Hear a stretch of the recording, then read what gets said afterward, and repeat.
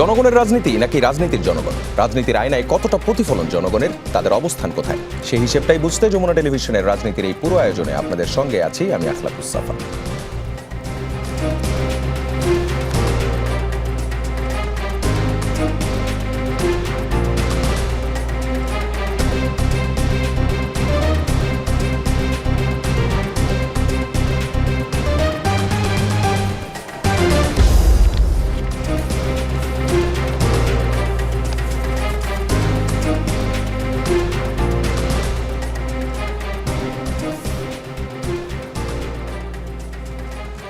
হামে ভুগছে আমাদের শিশুরা। গেল ২৪ ঘন্টায় আমরা হারিয়েছি আরও ৬ সন্তান। ১৫ মার্চ থেকে আক্রান্তের সংখ্যা ৮২৬। অন্তর্বর্তী সরকারের সময় টিকাটাই দেওয়া হয়নি। এখন জরুরি টিকাদান শুরু হলেও সংকট কি পুরোপুরি কাটবে? একদিকে জনস্বাস্থ্য, অন্যদিকে জ্বালানি তেল নিয়ে হাহাকার বাড়ছে। এই সরকারের আশ্বাসে কোনোভাবেই যেন আস্থা পাচ্ছে না জনগণ। আছে ব্যবস্থাপনা আর বাস্তবতা নিয়েও নানান প্রশ্ন। বিকল্প উৎস থেকে বেশি দামে তেল কিনছে সরকার, ওদিকে সংবিধান সংস্কার আর সংশোধন ইস্যুতে রাজনৈতিক মতভেদ। আর ক্ষমতা বাড়ানোর অধ্যাদেশগুলো যখন আইনের রূপ নিচ্ছে, তখন জবাবদিহিতা বাড়ানোর বিধানগুলো কেন ছিটকে যাচ্ছে?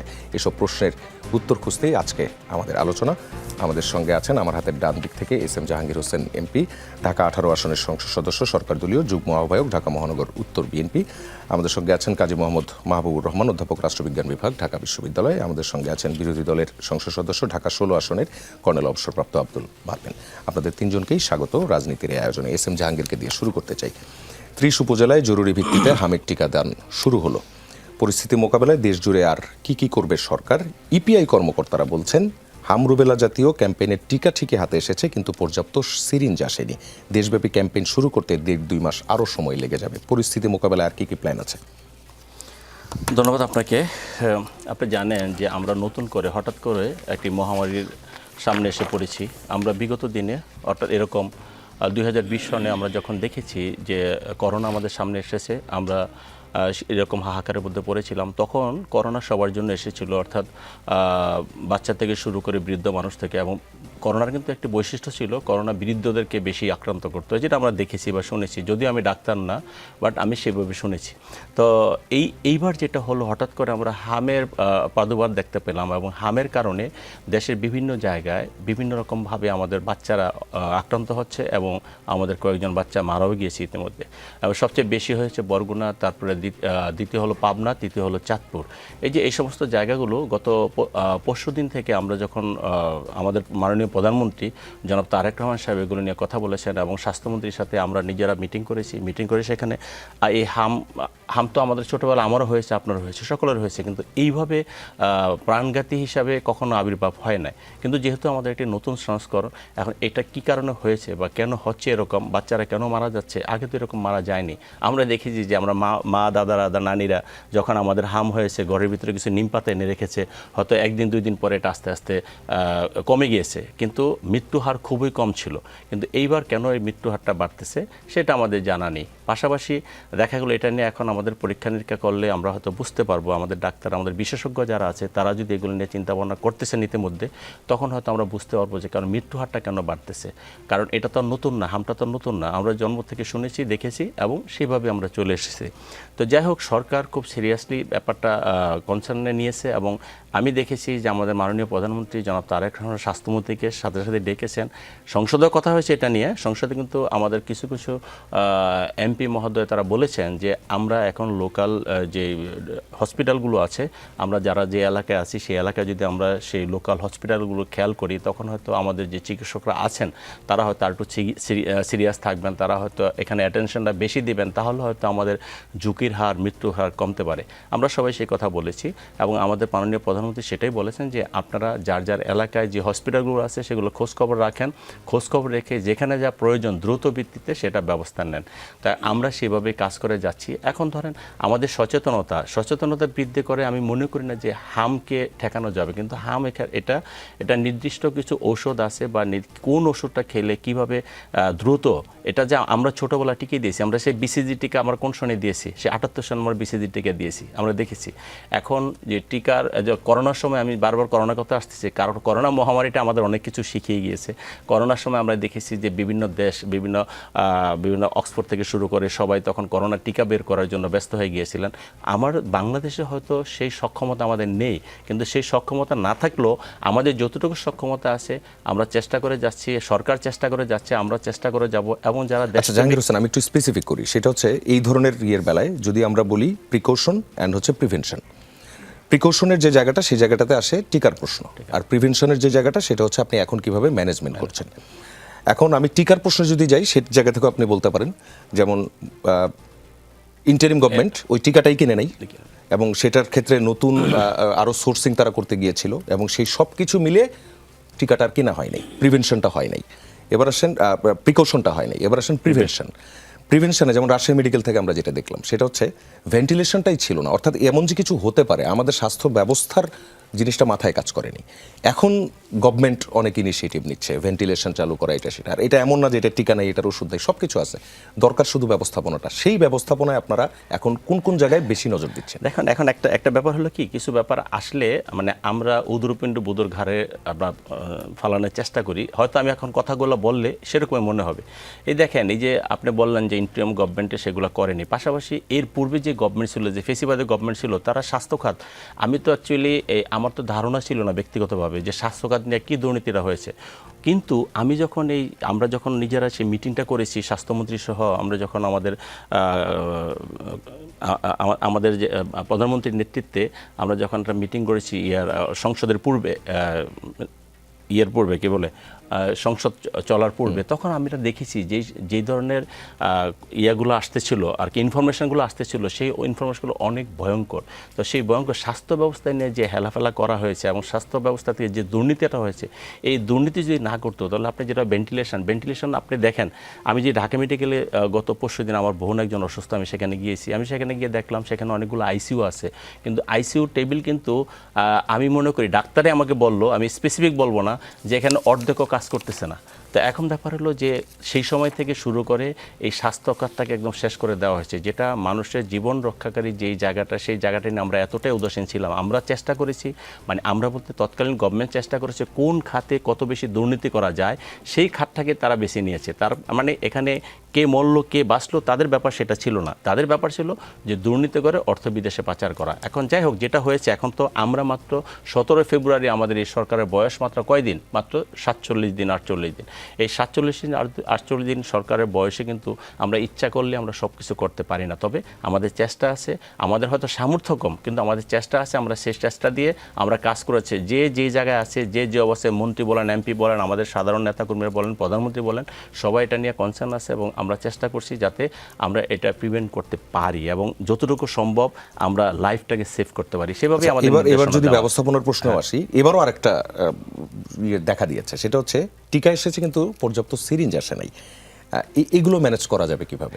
এখন তো এটা একটা ম্যানেজ করার জন্য হয়তো ইমিডিয়েট আমরা যে কাজগুলো হয়তো করতে পারি, হয়তো দেখা গেলো আমরা এখন ধরেন এই সমস্ত জিনিসগুলো তো অনেক সময় শিপের জন্য আমাদের বসে থাকতে হয়, কিন্তু আমরা হয়তো দেখা গেলো প্লেনে যে সমস্ত দেশ থেকে নিকটতম দেশ থেকে ধরেন আপনি সিঙ্গাপুর বা মালয়েশিয়া, এই সমস্ত দেশ থেকে যদি আমরা সিরিঞ্জটা ব্যবস্থা করতে পারি, তাহলে হয়তো আমরা এই বর্তমান যে অবস্থাটা, এই অবস্থাটা আমরা কোনোভাবে ট্যাকেল করতে পারবো। তবে সেটা আমরা, সরকারের সদিচ্ছা আছে, আশা করি সেই সদিচ্ছা দিয়ে সরকার এই কোমলমতি বাচ্চাদেরকে রক্ষা করতে পারবে। এবং আপনারা জানেন আগামী রোববার থেকে 30টা উপজেলা শুরু করবে আমাদের টিকাদান কর্মসূচি। আশা করি আমরা টিকা 30টাতে যাওয়া শুরু করবো। বাই দিস টাইম আমরা বাকি অ্যারেঞ্জমেন্টগুলো আমরা করে ফেলতে পারবো আশা করি। আমাদের যে স্বাস্থ্যমন্ত্রী আছেন তিনি অনেক ভেরি মাচ কনসার্ন, এবং তিনি আমি দেখেছি অনেক সিরিয়াস। হয়তো তিনি সিরিয়াস এবং সে যেই সিরিয়াসনেস নিয়ে কাজ করতেছে, আমি তার চোখের মুখে যে সিরিয়াসনেস দেখেছি, আমার মনে হয় আমরা রিকভারি করতে পারবো ইনশাআল্লাহ। জি, জাহাঙ্গীর হোসেন ধন্যবাদ। কর্নেল অবসরপ্রাপ্ত আব্দুল বাতেন, এই যে পরিস্থিতিটা তৈরি হয়েছে, হাম নিয়ে আমাদেরকে যে এখন দুশ্চিন্তা করতে হচ্ছে এত বছর পরে এসেও, যার সব কিছুই আমাদের নিয়ন্ত্রণে ছিল, সেই জায়গায় যে বিষয়টাও আসছে, টিকা আসছে, সিরিঞ্জ আসে নাই, সব কিছু দেশব্যাপী ক্যাম্পেইনটা করা যাচ্ছে না, 30টা উপজেলা দিয়ে শুরু হলো, পরিস্থিতিটাকে আসলে কিভাবে নিয়ন্ত্রণ করা যায়? ধন্যবাদ সকলকে। বাংলাদেশে যেসব সেক্টরে বেশি দুর্নীতি হয়েছে তার মধ্যে অন্যতম হচ্ছে এই স্বাস্থ্য খাত। তো স্বাস্থ্য খাতের অব্যবস্থাপনা এটা নতুন কিছু নয়। এটা আমরাও জানি, সকলেই জানে, এটা দেশবাসীও জানে। কিন্তু আমরা জানি, এই জন্যই তো আমাদের সন্তুষ্ট থাকা চলবে না। স্বাস্থ্য খাত নিয়ে অতীতে অনেক আলোচনা হয়েছে, অনেক কথাবার্তা হয়েছে। আইসিইউ নাই এতদিন পরে শুনতে হয়। আমরা ঢাকা শহরের অনেক সাধারণ ক্লিনিকে আইসিইউ আছে, কিন্তু বড় বড় হাসপাতালে আইসিইউ নাই শোনা যায়, বা থাকলেও সেগুলো ঠিক কার্যকরী না, অথবা একটি ইকুইপমেন্ট আছে তার নাই, সেটার প্রশিক্ষণপ্রাপ্ত স্টাফ নাই। এই ধরনের অব্যবস্থাপনা আমাদের স্বাস্থ্য খাতে বরাবরই ছিল। বিগত অন্তর্বর্তীকালীন সরকারের সময় একটা ল্যাপস হয়েছে, এটা আমরা সবাই জানি। বর্তমান সরকার আয়ু যেহেতু সীমিত, এবং এমনও হতে পারে যে এই বিষয়টা এই হামের প্রাদুর্ভাব বৃদ্ধির আগ পর্যন্ত এটা হয়তো নলেজেও আসে নাই যে এরকম একটা ধাক্কা আসতে পারে। এটা আননোন ছিল, এটা আকস্মিকভাবে আসছে, এটাকে ম্যানেজ করতে হবে। তা এখন অপ্রস্তুত অবস্থায় ম্যানেজ করতে গেলে যা হয় তাই হয়েছে। পর্যাপ্ত নাই, টিকা নাই। পর্যাপ্ত থাকলে তো দেশব্যাপী শুরু করা যেত। পর্যাপ্ত নাই, তারপরে আসছে, টিকা আসছে, বা সিরিজ আসে নাই। তো এই ব্যাপারগুলো যেটাই হোক, আমাদেরকে এখন এটা আমি মনে করি এটা জাতীয় ক্রাইসিস, ন্যাশনাল ক্রাইসিস। এটা সকলে মিলে সম্মিলিতভাবে আমরা সমালোচনা করতে পারবো, কিন্তু সমালোচনা দিয়ে তো কোনো সমাধান হবে না। আমাদেরকে সকলকে সহায়তা করতে হবে এটাকে, যাতে এই ক্রাইসিসটা আমরা ওভারকাম করতে পারি, যে কোনোভাবেই হোক। পথ একটাই খোলা আছে, দ্রুততম সময়ের মধ্যে এই আমাদের আশপাশে যে দেশগুলো আছে সেখান থেকে আমাদেরকে ইম্পোর্ট করতে হবে। ইম্পোর্ট করে এই সমস্যাটার সমাধান করতে হবে। এবং ইতিমধ্যে আমাদের দেশব্যাপী যে সংশ্লিষ্ট কর্মচারীরা আছে তাদেরকে মেন্টালি রেডি করতে হবে, তাদের ছুটি-ছাটা বাতিল করতে হবে, যে তারা এই ক্রাইসিস সমাধান না হওয়া পর্যন্ত তারা ছুটি-ছাটা যাবে না, বিশেষ করে যারা দায়িত্বশীল পদে আছে। ইতিমধ্যে হসপিটাল রিলেটেড ছুটি বাতিল করেছে, হ্যাঁ, আনঅফিশিয়ালি ইতিমধ্যে বাতিল করেছে। হ্যাঁ, বাতিল করেছে। আলাদা করা হয়েছে সেই জায়গাগুলোতে সবার ছুটি বাতিল করেছে। জি, কর্নেল বাতেন, আপনাকে ধন্যবাদ। কাজী মোহাম্মদ মাহবুবুর রহমান, আমরা যদি একটু ডিটেইলে বলি সিরিঞ্জের বিষয়টা, হাতে টিকা থাকলেও ক্যাম্পেইন শুরু করতে এত বিলম্ব হবে কেন, এই প্রশ্নের উত্তরে ইপিআই তারা যেটি বলছে, টিকার সিরিঞ্জ ও লজিস্টিকের আর্থিক সহায়তা দেয় গ্যাভি, সেই টাকা এখনো পাওয়া যায়নি। মে মাসে ৭২ লাখ সিরিঞ্জ, জুন মাসে ৮০ লাখ সিরিঞ্জ ও জুলাই মাসে ৫৬ লাখ সিরিঞ্জ কেনা হবে। তবে দ্রুত সিরিঞ্জ কেনার জন্য জরুরি ভিত্তিতে সহায়তা চেয়ে গ্যাভিকে চিঠি দেওয়া হয়েছে। জাতীয় ক্যাম্পেইনের আগে আন্তঃমন্ত্রণালয় সভা, প্রচার প্রচারণা সহ বেশ কিছু কাজ করতে হবে। এছাড়া এসএসসি পরীক্ষাও সামনে আছে, সব দিক বিবেচনা করে চূড়ান্ত তারিখ ঠিক করা হবে। তাহলে আসলে দেশব্যাপী হামের এই ক্যাম্পেইনটা শুরু হতে কত সময় লেগে যাচ্ছে, এই সময়টাকে আপনি কিভাবে নিয়ন্ত্রণ করা সম্ভব বলবেন? আপনাকে ধন্যবাদ, এবং আমাদের দুজন সহ আলোচক, বিজ্ঞ আলোচক, ওনাদেরকে ধন্যবাদ। চমৎকারভাবে ওনারা কথাগুলো বলছিলেন। আসলে এখন তো এটা বাস্তবতা প্রায় 3 মাসের, মানে আপনি যদি একদমই পিকে যেতে চান এই ক্যাম্পেইনের 3টা মাসের বাস্তবতা, এবং এটাকে রিডিউস করার একটাই পদ্ধতি, যেটা জাহাঙ্গীর ভাই বললেন, যে আমরা যদি প্লেনে কিছু কিছু আনতে পারি। অর্থ ছাড় করাটা আসলে আমার কাছে যেটা মনে হয়, এটা মানে এটার জন্য এরকম প্রক্রিয়া যাওয়া দরকার না, যেহেতু এটা একটা মহামারী আকার ধারণ করছে। মানে শুধু ক্রাইসিস না, একটা মহামারী আকার ধারণ করছে। আর আপনি ছোট ছোট বাচ্চা, মানে একটা বাচ্চা এক বাড়িতে মারা যাওয়া মানে হলো আপনার পুরো ফ্যামিলিটাই কিন্তু তছনছ হয়ে যায়। এটাকে আমরা শুধু মানবিক দৃষ্টিকোণ দেখলে হবে না, একটা সামাজিক ক্রাইসিস, কিন্তু সামাজিক ক্রাইসিসও কিন্তু, কারণ পুরো পরিবেশটা গ্রামগঞ্জে যেখানে এটা হচ্ছে সবার কিন্তু একটা বেদনা তৈরি হয়। এটা যেমনভাবে সরকারকেও একটা মানে সরকারের প্রতি একটা অসন্তোষ তৈরি করার জায়গা কিন্তু তৈরি হয়। কিন্তু সরকার তো এখন অল্প সময়, তার আপনি বাস্তবতা হলো মানুষ ক্ষুব্ধ হবে, কিন্তু তার পক্ষে তো এখনই সব কিছু করা একটা অসম্ভবের মতো অবস্থায় আছে। তো এখন কি করতে পারে সরকার হলো খুব দ্রুততার সাথে, যেটা জাহাঙ্গীর ভাই বললেন, যে অর্থ ছাড়, এবং পাশাপাশি আশেপাশের দেশগুলোর থেকে একটু সাহায্য চাওয়া, যে ভাই আমার এই অবস্থা আছে। কারণ সব জায়গায় তো হামের প্রাদুর্ভাব দেখা যায়নি, আশেপাশের দেশগুলোতে সবাই তো এখন বিপদের মধ্যে নাই, আমরা হয়তো বিপদে পড়ে গেছি। তো ইচ্ছা করলে কিন্তু একটা ফোন কল করলে বা একটা যোগাযোগ করলে স্বাস্থ্যমন্ত্রী বা আমাদের আরও ঊর্ধ্বতন কর্তৃপক্ষ যারা আছেন, তারা যদি একটু যোগাযোগ করেন, এটাকে খুব সিরিয়াসলি নেন এবং যোগাযোগ করেন, আমার মনে হচ্ছে কিছুটা সমাধান করা যাবে। তারপরেও কিন্তু ভাবতে হবে, যেটা 1 বছর প্রস্তুতি নেই, 2 বছর প্রস্তুতি নেই, এটা 2 মাসের প্রস্তুতিতে কত দূর আগাতে পারবো, লিমিটেশন থেকেই যাবে যত কিছুই না করলে কেন। যেটা আপনি বললেন যে আউটসোর্সিং বা অন্যান্য বিকল্প সোর্সিংয়ের চেষ্টা করেছিল গত সরকার, এবং এর ফলে যে বিলম্ব হয়েছে, এটা কি জানেন আপনি, গত সরকারের একটা বড় প্রবলেমটা হলো যে এই যে প্রেস মিট করে না, এই যে ঘটনাগুলো ঘটেছে এগুলো যে প্রেস জানতো তাহলে কিন্তু তারা তথ্য সংগ্রহ করতো এবং সরকার কিন্তু আপডেট করতে পারতো যে দেখেন ভাই ইন্টারিম গভর্নমেন্টের আমি বলতে পারি এই স্বাস্থ্য মন্ত্রণালয়টা কখনোই আসলে নিজ থেকে কোনো তথ্য দেয়নি, বরং তথ্য লুকিয়েছে। আমি বেশ কয়েকবার জিজ্ঞেস করেছিলাম, আমাকে বলা হয়েছে যে আমরা কাজ করতে এসেছি, কথা বলার জন্য নয়। এক্স্যাক্টলি। ইভেন নির্বাচন কমিশনও কিন্তু দীর্ঘদিন এই কথা বলতো সবাইকে এবং কারোর সাথে কথা বলতো না। হয়তো নির্বাচনটা সফল হয়েছে বিকজ অফ দি আমাদের সিকিউরিটি এজেন্সি। আমি একদম নির্বাচনের ক্রেডিটটা সিকিউরিটি এজেন্সিকে দিই, কারণ এরা একদম পুরো নিরাপত্তা দেওয়ার কারণে কিন্তু মানুষ আস্থার সাথে ভোটে গিয়েছে। স্পেশালি আর্মিকে সিকিউরিটি এজেন্সি বলতে আমি বড় করেছি, কিন্তু আসলে 24 ঘন্টা মানে এর আগে এটাই বলছে, আর্মির কথাই বলছে। রাতের যে সিকিউরিটি মানে নির্বাচনের রাতে, এটা শুধুমাত্র আমি দেখছি যে একটা পুরো নিশ্চিদ্র নিরাপত্তা। তো সেইটা হওয়ার কারণে কিন্তু মানুষ পরের দিন ভোটে আসছে। নির্বাচন কমিশন এত ক্রেডিট পায় না, তবে ব্যবস্থাপনা ক্রেডিট তো পাবেই। কিন্তু সেই জায়গা থেকে মানে এই যে লুকোচুরি করার কারণে কিন্তু হয়তো ক্রাইসিস হতে পারতো। আল্লাহর রহমতে আমরা মানে বের হয়ে গেছি নির্বাচনের ক্ষেত্রে, কিন্তু এখন তো হামের ক্ষেত্রে বের হতে পারলাম না। আপনি যে লুকোচুরি করলেন, আপনার তথ্য দিল না। আরও যারা স্বাস্থ্যবিদ করে, আমি অনেকের সাথে কথা হয়েছে আমার বিভিন্ন সময়, যেমন নির্বাচন কমিশন বিদের সাথে কথা হয়েছে, তারা কিন্তু অ্যাপয়েন্টমেন্ট পেতো না, কথা বলতে পারতো না, যেতে পারতো না, ঢুকতে পারতো না। এখন কি হলো? আমার কিন্তু মনে হয় গত স্বাস্থ্য উপদেষ্টাকে এখন বিচারের মুখোমুখি করা দরকার। আপনি তো এটা খামখেলির ব্যাপার না। এখন আপনি এই চাপ একটা নতুন সরকারকে কতটুকু দিবেন, আর দিলে কি এমন অর্জন করতে পারবে? 45 দিন একটা সরকার মানে কি করতে পারবে সে? তার তো এঙ্গেজমেন্টে নাই, নেটওয়ার্কে নাই। আপনি কার সাথে কথা বলবো, কে আপনি এই স্বাস্থ্যমন্ত্রী তো অন্য দেশের স্বাস্থ্যমন্ত্রীর সাথে তার নতুনভাবে কথা হবে। মানে এখনো কিন্তু সে ওই ইয়েটা অর্জন করে নাই, মানে কোনো কমিউনিকেশন তার নাই। কোনো স্বাস্থ্যমন্ত্রী তার দেশে আসে নাই, সেও কোথাও যায় না, কার সাথে তার কোনো বাইলেটারাল রিলেশনশিপ নাই যে আমি একজন স্বাস্থ্যমন্ত্রীকে ফোন করে বললাম ভাই আমাকে ক্রাইসিসে হেল্প করেন। কাকে বলবে? তাকে এখন চ্যানেল দিয়ে যেতে হবে। তো এই চ্যানেল দিয়ে গেলে তো অনেক দুর্বল, কারণ এগুলো ইমেল করলে বা যোগাযোগ করলে এত কাজ করে না, ব্যক্তিগত যোগাযোগ থাকলে কাজ করে। আমার কাছে কেন জানি মনে হয়, আপনি কিছু মনে করবেন না, আপনারা অনেকগুলো কাজের মধ্যে আমি খুব ইন্টেনশন খুঁজে পেলাম।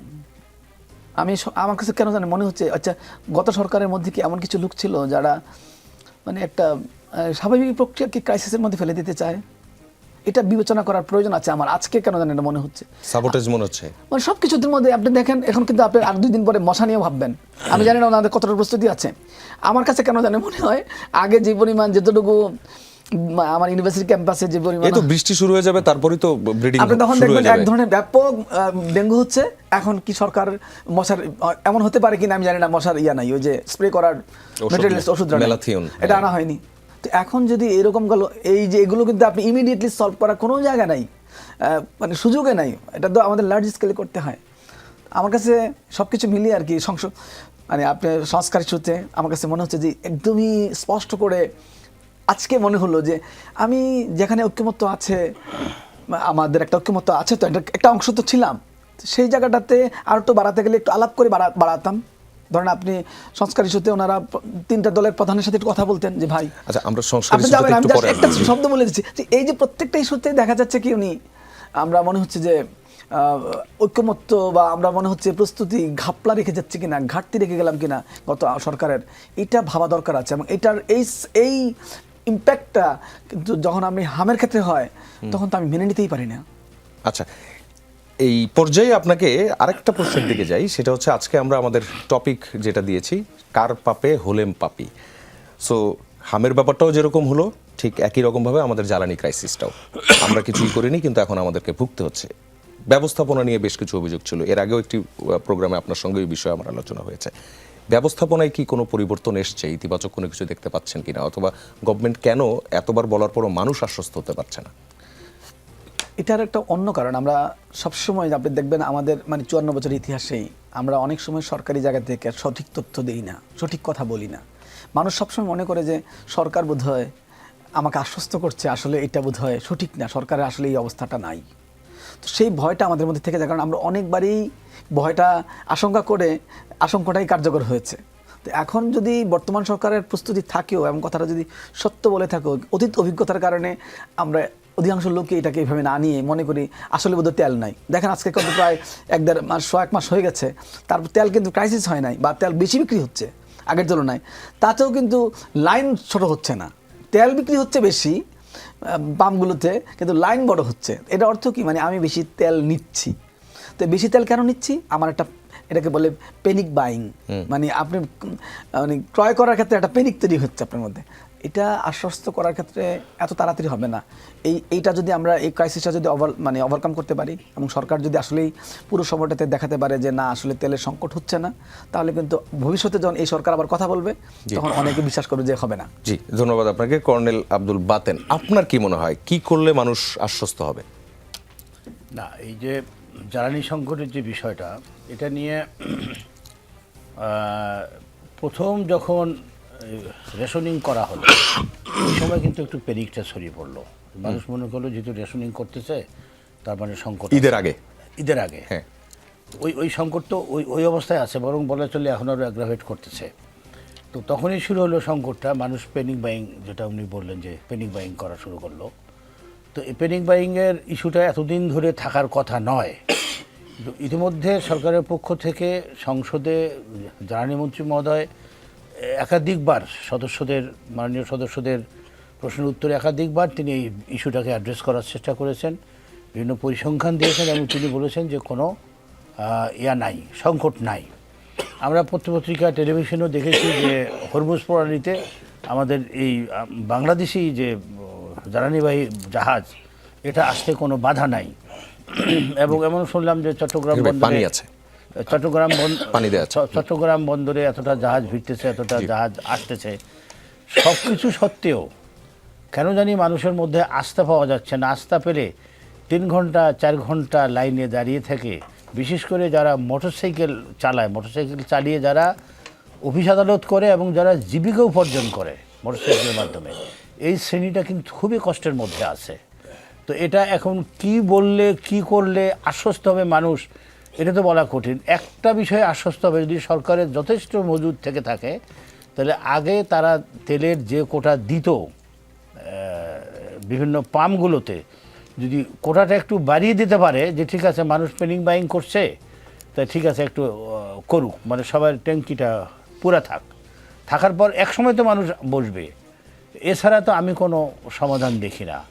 আমরা বলছি, বাণিজ্য মন্ত্রী বলছি, সরকারের পক্ষ থেকে বলা হচ্ছে, কিন্তু বাণিজ্য মন্ত্রী বলছে, জ্বালানি মন্ত্রী, কিন্তু কোনোভাবেই মানুষের মধ্যে একটা আস্থা আসতেছে না। আসলে আস্থার সংকট হয়ে গেছে মনে হয় কোথাও না কোথাও, বা এই ধরনের সংকটগুলো অতীতে আমরা আপনারা যারা বিরোধী দলে আছেন, আপনারা কি এটাতে কনভিন্সড? গভর্নমেন্টের এই মজুদ বিষয়ে অথবা যে কমিউনিকেশনগুলো হচ্ছে সেগুলো থেকে আপনারা কনভিন্সড? আমি তো বললাম, আমার কাছে ব্যক্তিগতভাবে মনে হয় কোথাও গ্যাপ আছে।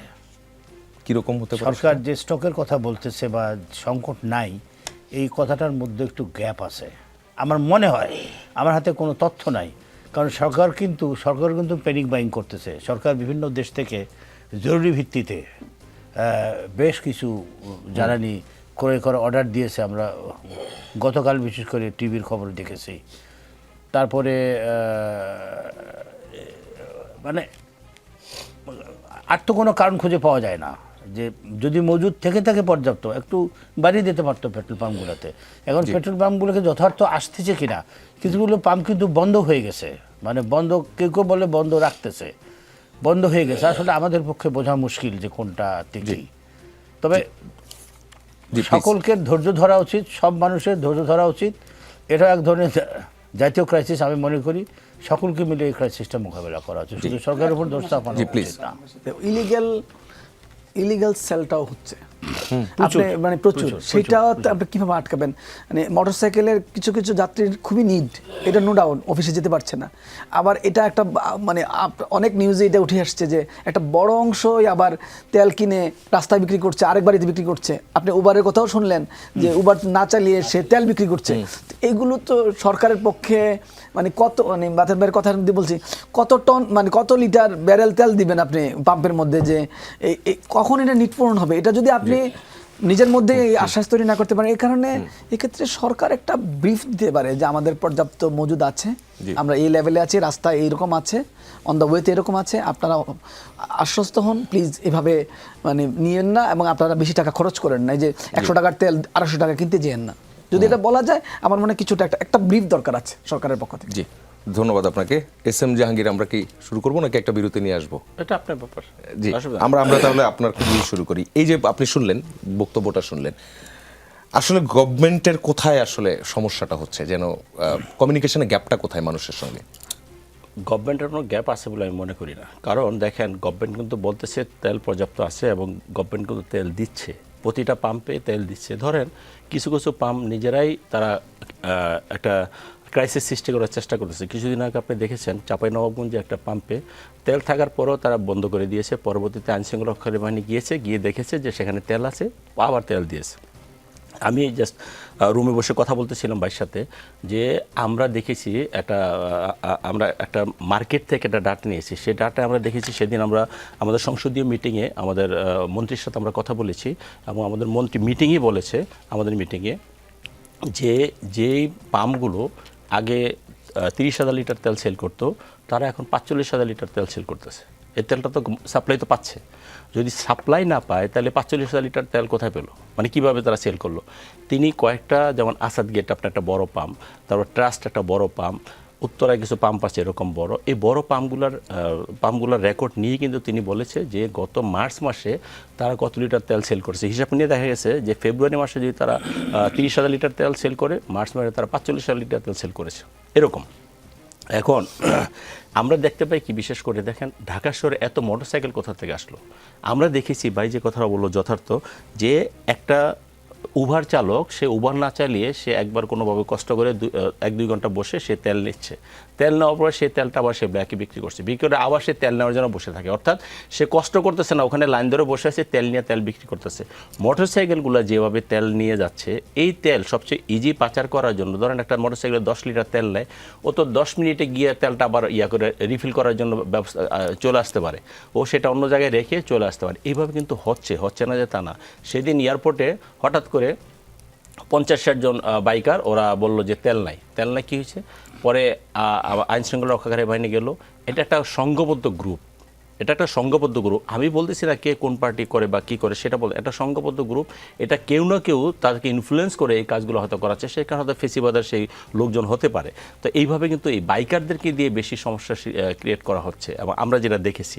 তো কাজে আমার মনে হয় সরকার চেষ্টা করতেছে সর্বোচ্চ, এবং সরকার কিন্তু তেলের দামও বাড়াচ্ছে না, এবং যে কোনো জায়গা থেকে বাতেন ভাই যেটা বললেন যে সরকার অতিরিক্ত আমদানি করার লক্ষ্যে যে কথাগুলো বলছে, যার কারণে মানুষ প্যানিক হচ্ছে। আসলে আমাদের তো এই সমস্যাটা সমাধান করতে হবে, আমাদের তো তেল রিজার্ভ রেখেই আমাদের তেল আনতে হবে। ধরেন আজকে যদি আমাদের স্টক পুরো শেষ হয়ে যায়, কালকে তো হাহাকার লেগে যাবে।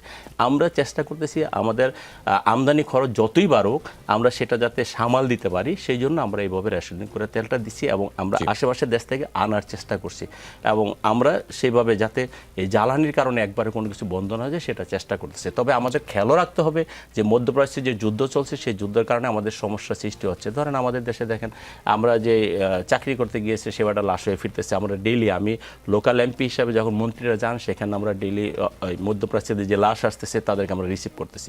তো এখন এক জায়গায় আমরা যেহেতু অনুন্নত দেশ, আমাদের বিভিন্ন জায়গা থেকে যখন এই ধরনের সমস্যাগুলো হয়, মধ্যপ্রাচ্যে মূল তেলের জায়গায় যেহেতু সমস্যা, আমাদের সেই সমস্যাগুলো আমাদের খেয়াল রাখতে হবে, এবং আমরা যদি সচেতন হই, আমাদের ভিতরে যদি দেশপ্রেম থাকে, তাহলে আমরা হয়তো এটা কন্ট্রোল করতে পারবো। তা না হলে আমাদের জন্য, বাতেন ভাই যেটা বললেন, যেটা যথার্থ বলেছেন, যে সেটা আমাদের জন্য কন্ট্রোল করা অনেক কঠিন। আপনারা বুঝতে হবে, আমারও বুঝতে হবে, সবাই আমরা সেভাবে বুঝে কাজ করি, তাহলে হয়তো আমরা এটা সরকার জন্য ইজিয়ার হবে। জি, ধন্যবাদ। দর্শক, রাজনীতিতে বিরতি বলে কিছু নেই, ফিরছি কিছুক্ষণের মধ্যেই, আমাদের সঙ্গেই থাকবেন।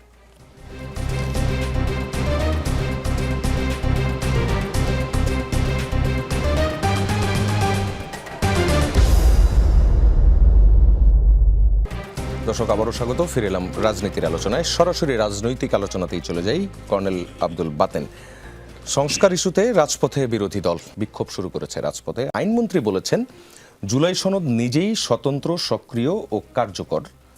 জুলাই সনদ বাস্তবায়ন করবে সংসদ। তিনি আরও বলেন, জুলাই সনদ বাস্তবায়নের সঙ্গে গণভোট বাতিল হওয়া না হওয়ার কোনো সম্পর্ক নেই।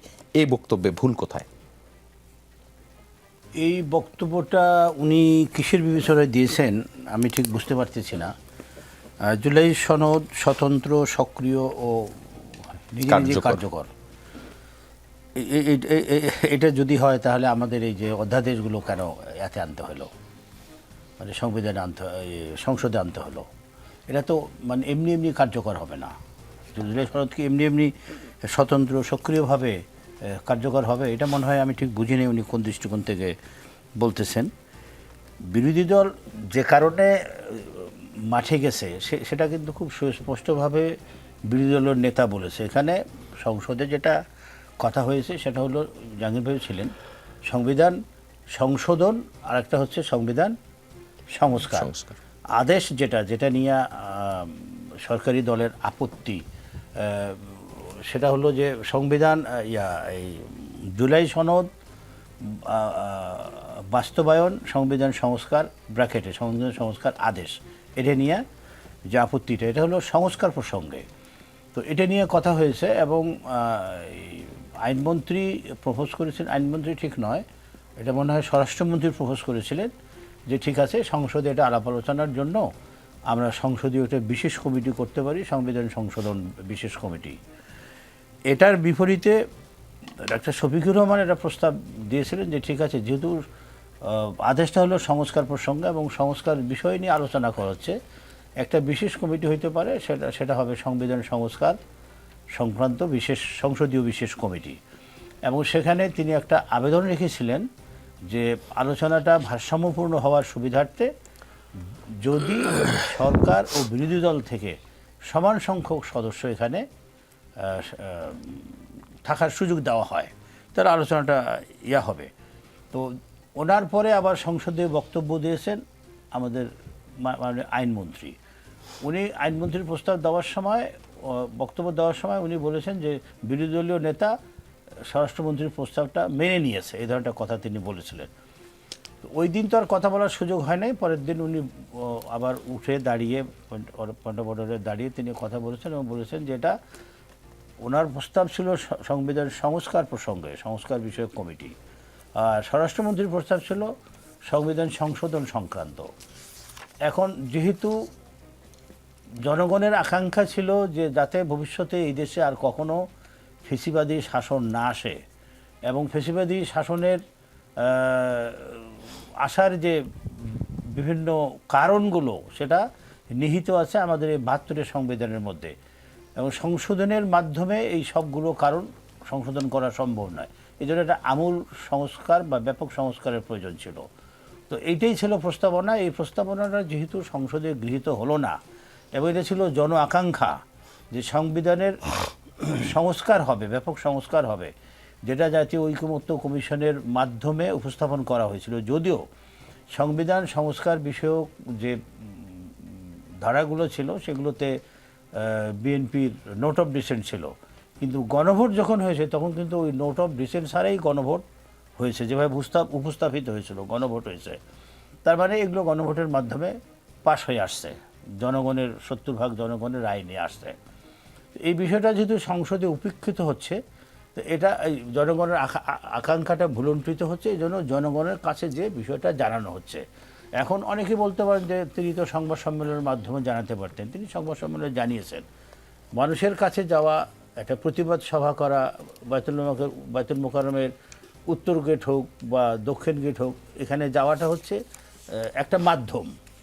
সংবাদ সম্মেলন করা যেতে পারে, বিক্ষোভ করা যেতে পারে, মিছিল করা যেতে পারে, বা বিভিন্ন পদ্ধতিতে সভা, সেমিনার, আলোচনা সভা, টক শো, বিভিন্নভাবে বিষয়গুলোকে উপস্থাপন করা যেতে পারে। শুধু জনগণকে উপস্থাপন, জনগণকে জানানোর জন্যই আজকের এই কর্নেল বাতেন। এর মধ্যে আপনাদের বিরোধী দলের চিফ হুইপ নাহিদ ইসলাম তিনি দেশে এসেছেন ওমরা করে, এসে তিনি একটা কথা বলেছেন।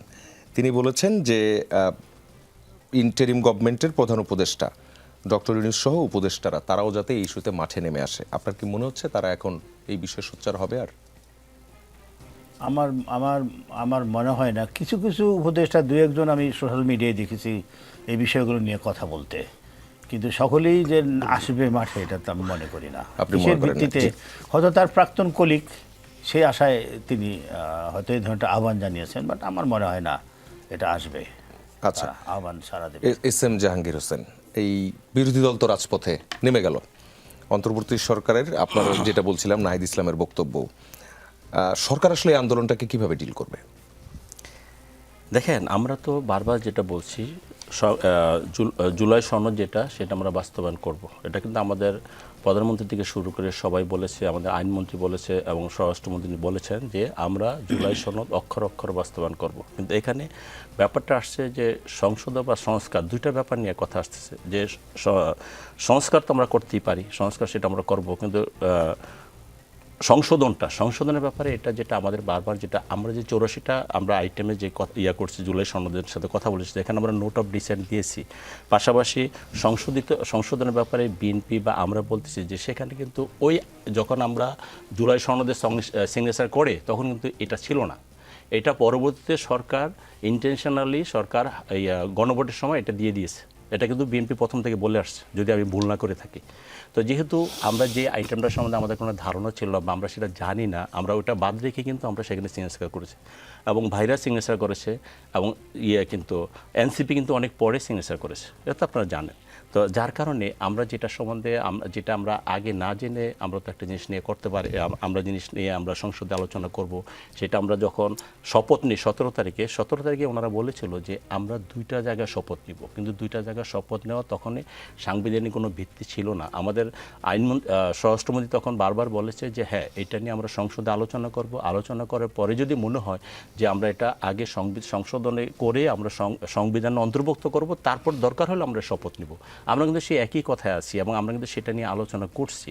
ধরেন আমরা যে দীর্ঘদিন এখানে আলোচনা করলো এবং তারা মুলতবি প্রস্তাব নিয়ে সেটা আলোচনা করলো, সেখানে সুন্দর ডিবেট হয়েছে, দেশের মানুষ দেখেছে, দেশের মানুষ শুনেছে যে আসলে কারা কি বলছে, সংবিধান কি বলছে। এখন কোনো ক্ষেত্রে ওনারা বলতেছে যে না এই 72-এর সংবিধান আমরা মানি না।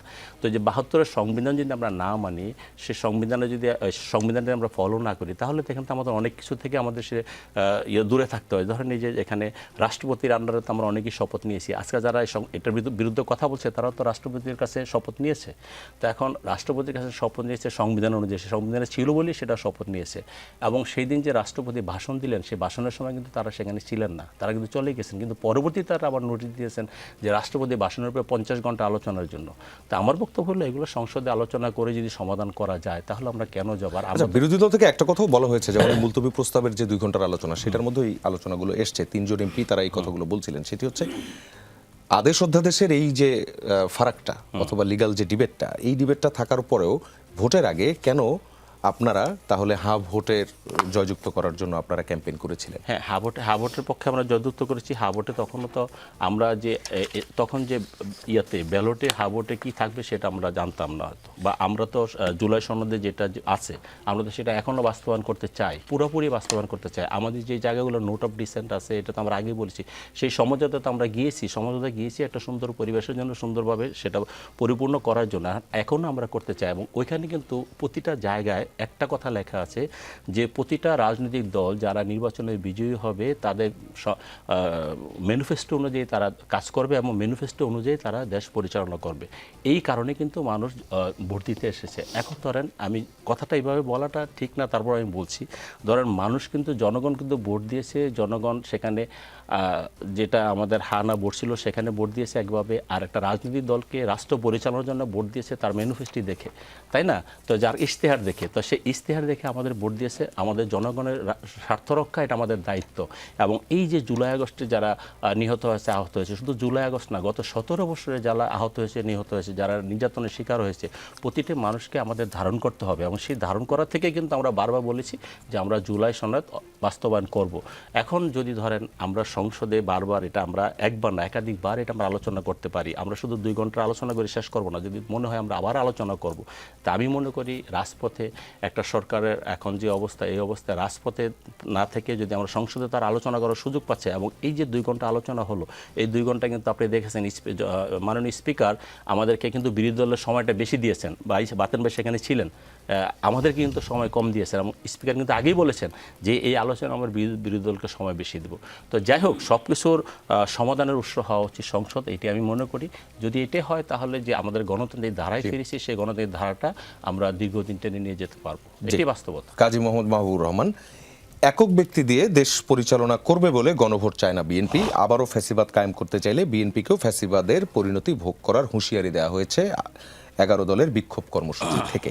জুলাই সনদ নিয়ে সরকারের যে অবস্থান, তাতে কি এমনটা বলা যায় যে তারা ফ্যাসিবাদ কায়েম করার দিকে যাবে?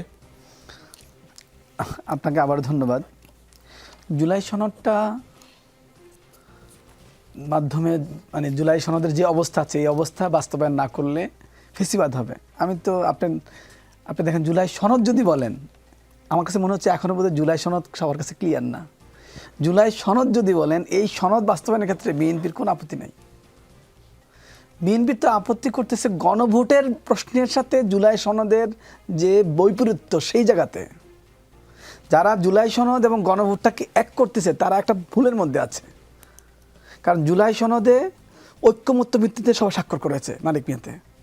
নোট অফ ডিসেন্ট তো সবারই আছে আলাদা আলাদা, এটা তো আর কোনো ঐক্যমত্য না। এই নিয়ে তো কেউ অন করবে না, শুধু ওনার মানে বিএনপির না, অন্যদেরও আছে।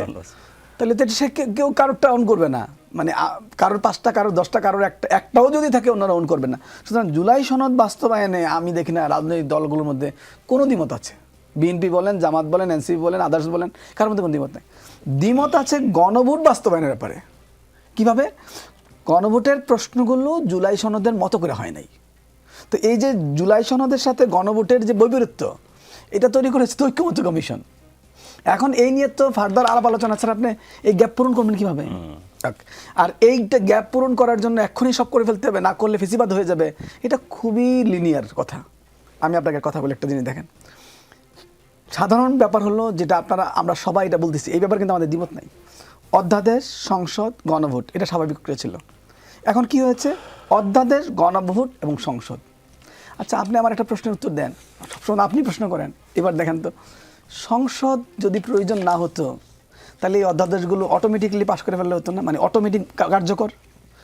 আপনি সংসদকে বলতেছেন আমার কথাগুলো, আমার অধ্যাদেশগুলো তুমি পাশ করো, কিন্তু তার একটা বৈধতা আছে না পাশ করার ক্ষেত্রে? তাহলে রাষ্ট্রপতির অধ্যাদেশগুলো সংসদে আমরা নিলাম কেন? সংসদকে এগুলো রিভিউ করার জন্য না, নাকি? অবশ্যই। তাহলে আপনি তাকে বলতেছেন রিভিউ করতে পারবে না, একটা অরাজনৈতিক সরকার যা করে গেল সেটা হুবু পাশ করে দাও। তাহলে এই সংসদের বা যারা যারা ওনারা সাংসদ হয়েছেন তাদের কাজটা কি?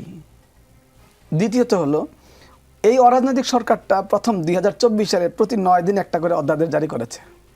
2025 সালে শেষের দিকে অনেকগুলো আমি বলি 2025 সালে 4 দিনে একটা করে অধ্যাদেশ জারি করছে। এটা কি আদৌ বাস্তব? 9 দিনে 4 দিনে যদি আপনি অধ্যাদেশ জারি করেন, আর সেই অধ্যাদেশ যদি আমি মাননীয় বিরোধী দলের নেতাদের বলি যারা এইগুলো করতে চান, অধ্যাদেশকে কার্যকর করতে চান অ্যাজ ইট ইজ, প্লিজ আপনারা একটু অ্যাটেনশন দেন। যেটা 4 দিনে 9 দিনে অধ্যাদেশ জারি হয়েছে, এই অধ্যাদেশের মধ্যে আইনি কি কি ফাঁকফোকর আছে কে জানে? যেটা আমরা 10 বছর পরে বুঝবো, 5 বছর পরে বুঝবো, 20 বছর পরে বুঝবো। সংসদকে মাঝখানে রাখা হয়েছে, রাষ্ট্রপতি তড়িঘড়ি করে হোক বা যেমনি করে হোক, যেহেতু রিভিউ করা যায়নি, আইন মন্ত্রণালয়ের মাধ্যমে এগুলো পাস হয়েছে, মানে অধ্যাদেশ আকারে আসছে, সেগুলো রিভিউ করে যেন জাতীয় একটা প্রতিনিধিত্ব তৈরি হয়, সে কারণে সংসদে পাঠানো হচ্ছে এটাকে। অলরেডি আপনি একটা মিসম্যাচ করলেন যে সংসদকে পাশ কাটিয়ে গণভোট করে ফেললেন, আবার আপনি আরেকটা মিসম্যাচ করতে চান। এক তো করলেন এটাই যে সরাসরি অরাজনৈতিক থেকে গণভোটে, আবার একটা মিসম্যাচ করতে চান যে সংসদকে বলতে চান যেহেতু গণভোটে পাশ হয়ে গেছে তুমি আমার কথা গণভোটের কথা কার্যকর করবে, তাহলে সংসদের দরকার তো আর নাই। আমি আপনাকে যদি একটা স্বাক্ষর করতে বলি এখানে, আপনি করবেন? পাশ করাবেন না? আপনি না পড়ে আপনার কোনো রিজার্ভেশন থাকবে না? তাহলে মাননীয় সাংসদদের কোনো রিজার্ভেশন থাকবে না, গণভোটটা তার কাছে দিবেন, ভাই এটা পাশ করে দেন, তাহলে তার ওনার পাশ করানোর দরকার নেই, গণভোটটা অটোমেটিক পাস। আমার কাছে মনে হচ্ছে আইনমন্ত্রী আজকে যেটা বলছেন সেটা সেই জায়গার থেকে কিছু বলছেন কিনা আমি জানি না, কিন্তু আমার কাছে কেন জানি মনে হচ্ছে আপনারা যদি বলেন সংসদকে লাগবে না, মানে আইন মানবেন না, পুরাতন সংবিধান মানবেন না, যিনি সংবিধান নিয়ে তো কথাটা, তাহলে সংসদে যাইয়েন না। মানে যাইয়েন না মানে হলো গণভোট তো হয়ে গেছে, তাহলে তো আপনি আর সংসদকে টেনে আনতেছেন কী করে নেই? তাহলে আপনি গণভোট অটোমেটিক পাস বলে দেন, অটো পাস বলে দেন। জনগণের কাছে দায়বদ্ধতা আছে না? অটো পাস বলে দেন। তাহলে দায়বদ্ধতা থাকলে আপনি সংসদকে এঙ্গেজ করতেছেন। সংসদকে যদি এঙ্গেজ করেন, যদি আপনি সংসদকে এঙ্গেজ করেন, তাহলে সংসদকে এই অধ্যাদেশগুলো রিভিউ করতে দেন। আপনি যদি সংসদকে এঙ্গেজ করতে চান যে আমি আইন মানি, তাই এই জন্য তো সংসদে যাচ্ছেন, তাহলে সংসদকে বলেন ভাই একটু রিভিউ করে দেন আমার এই কাজগুলো ঠিক আছে কিনা। রাষ্ট্রপতি যে 9 দিনে, 3 দিনে, 4 দিনে, 1 দিনে এই প্রতিদিন একটা করে অধ্যাদেশ জারি করলো, এগুলো আদৌ জাতির কোনো প্রয়োজন আছে কিনা, অথবা জাতিকে ভবিষ্যতে কোনো ক্রাইসিসে ফেলবে কিনা, এই কথাটা আপনি তাকে বলতে দিবেন না। কিন্তু বলতে না দিয়ে আপনি কী করছেন এখন? আপনি বলছেন যে গণভোট যেহেতু হয়ে গেছে, মানুষ যেহেতু রায় দিয়েছে, সংসদ তোমার কাজ হলো এটাকে অনুমোদন করে দেওয়া। তাহলে সংসদের এই কাজ সংসদ নিতে পারবে না, কখনোই নিতে পারবে না। জি, আমরা একটু কর্নেল বাতেনের কাছে যদি আসি, এই বিষয়ে আপনার বক্তব্য। এই বিষয়ে আমার যেটা বক্তব্য সেটা হচ্ছে 133টা অধ্যাদেশের মধ্যে 98টা পাশের জন্য, এটা যখন এই অধ্যাদেশগুলো যখন আইনগত প্রক্রিয়ার কারণেই সংসদে উপস্থাপিত হলো, তখন একটা কমিটি করে দেওয়া হলো। কমিটি স্বাভাবিকভাবে 18 সদস্যের কমিটির মধ্যে সম্ভবত বিরোধী দলের ছিল 3 জন, বাকি 15 জন ছিল সরকারি দল থেকে। এই কমিটি একটা প্রতিবেদন দিয়েছে। এই প্রতিবেদন থেকে আমরা জানতে পারলাম যে এই কমিটির প্রধান ছিলেন অ্যাডভোকেট জয়নুল আবেদিন সরকারি দলের। এখানে জানতে পারলাম যে 98টা যে অধ্যাদেশ সেগুলো তারা পাশ করার প্রস্তাব করেছে, আর 20টা আপাতত ল্যাপস হয়ে যাচ্ছে। ল্যাপস মানে এই সংসদে পাশ হচ্ছে না। সরকারি দলের ভাষায় যে এটা অধিকতর শক্তিশালী আকারে উপস্থাপন করা হবে আরও। এখন প্রশ্ন হচ্ছে যে এই 20টা যে 20টা ল্যাপস হয়ে যাচ্ছে, এর মধ্যে বিশেষভাবে আছে গুম খুন প্রতিরোধ, দুর্নীতি দমন সংক্রান্ত যে বিষয়গুলো। এখন এছাড়াও আছে হলো সংবিধানের যে ফেসিবাদী ক্যারেক্টার যেটা বলা হয়, এটা সকলেই বলছে। এটা এখন যিনি বিরোধী দলের মহাসচিব, মানে সরকারি দলের মহাসচিব, তিনিও বলছেন যে এই সংবিধানের ক্যারেক্টার এই। অনেক আমাদের বক্তব্য, অতীতে অনেকের বক্তব্য সোশ্যাল মিডিয়ায় ঘুরতে। সংক্ষেপে যদি শেষ করা। হ্যাঁ, না আমি একটু কয়েক সেকেন্ড। সেটা হলো ফেসিবাদী যে ক্যারেক্টারগুলো এবং সাংবিধানিক প্রতিষ্ঠানগুলো গঠনের যে প্রস্তাবগুলো ছিল, সংস্কার আকারে যে প্রস্তাবগুলো ছিল, সেগুলোর মধ্যেই মানে বিএনপির নোট অফ ডিসেন্ট আছে এবং সেগুলিই পাস হচ্ছে না। আমাদের জুলাই আন্দোলনের প্রধান স্পিরিট ছিল যাতে এই ভবিষ্যতে এই সংবিধানে এই ধরনের এলিমেন্টের সুযোগ নিয়ে আর ফেসিবাদী শাসন কায়েম না হয়। তো সেই সুযোগটাই হাতছাড়া হয়ে যাচ্ছে। এই জন্যই বিরোধী দল এটার ব্যাপারে এত সোচ্চার। জি, ধন্যবাদ। একটা মিনিট আপনাকে বলি। জি, 10 সেকেন্ড। 10 সেকেন্ড। সেটা হলো কি, আপনি দেখেন মানে সরকারের পদত্যাগের কয়েকদিন আগে মানবাধিকার কমিশন তৈরি করেছে। আপনি কিন্তু এই ব্যাপারেও কিন্তু একটা সিদ্ধান্ত আছে অধ্যাদেশে। তাহলে আপনি এই সরকার হাতে রেখে দিতে পারতেন। আপনি নির্বাচন কমিশন নিয়োগ দিলেন, প্রয়োজন ছিল। আপনি দুর্নীতি দমন কমিশন নিয়োগ দিলেন, প্রয়োজন ছিল। মানবাধিকার কমিশনের তখন প্রয়োজন ছিল না। দ্যাট মিনস আমি পুরো স্ট্রাকচারটাকে একটা নতুন সরকার হাতে দিয়ে যাচ্ছি। আবার আমি তাদেরকে বলছি আপনি কিন্তু মানে ভবিষ্যৎ চলবেন অন্যভাবে। জি জি, কাজী মাহবুবুর রহমান, কর্নেল অবসরপ্রাপ্ত আব্দুল বাতেন, এস এম জাহাঙ্গীর হোসেন, আপনাদের অসংখ্য ধন্যবাদ আজকের রাজনীতির আলোচনায় আমাদের সঙ্গে জয়েন করার জন্য। দর্শক, রাজনীতির আয়োজন আজ এই পর্যন্তই। আমরা ফিরব বৃহস্পতিবার একই সময়ে। যমুনা টেলিভিশনের সঙ্গেই থাকবেন।